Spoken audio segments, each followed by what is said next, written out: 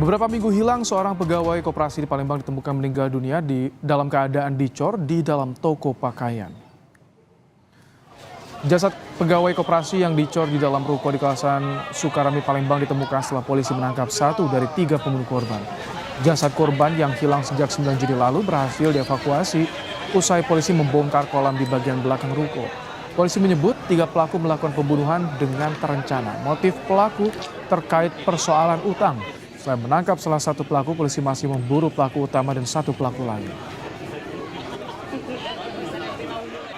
Mendasari keterangan daripada tersangka yang kami lakukan penangkapan di Batam, mayat daripada korban yaitu petugas koperasi yang bertugas menagih utang tersebut dikubur di belakang rumah ataupun halaman daripada ruko tersebut.